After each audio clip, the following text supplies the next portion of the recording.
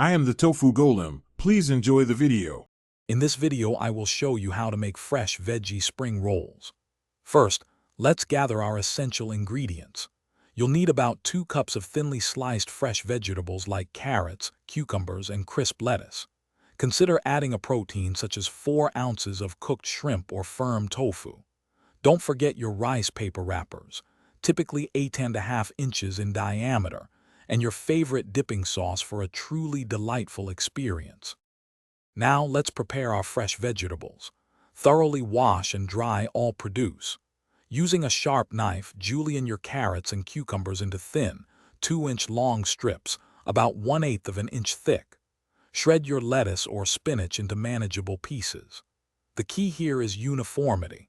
Consistent sizing, around 2 inches in length, makes for easier rolling and a more appealing presentation in your finished spring rolls. Time to assemble our delicious spring rolls. Take 1 rice paper wrapper and briefly dip it in warm water for about 20 seconds until it's pliable but not too soft. Lay it flat on a clean, slightly damp surface. Arrange about 1/4 cup of your prepared fillings, including vegetables and protein, near the bottom edge. Fold in the sides, then roll tightly from the bottom up, creating a neat, cylindrical shape.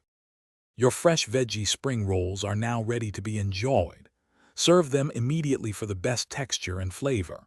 Offer a selection of dipping sauces, perhaps a creamy peanut sauce or a savory hoisin sauce, to complement the fresh ingredients. Garnish with a sprinkle of fresh cilantro or mint for an extra burst of aroma. Remember, these delightful rolls are best consumed within 1 hour of preparation for optimal freshness. Thanks for watching. Consider subscribing if we helped you today.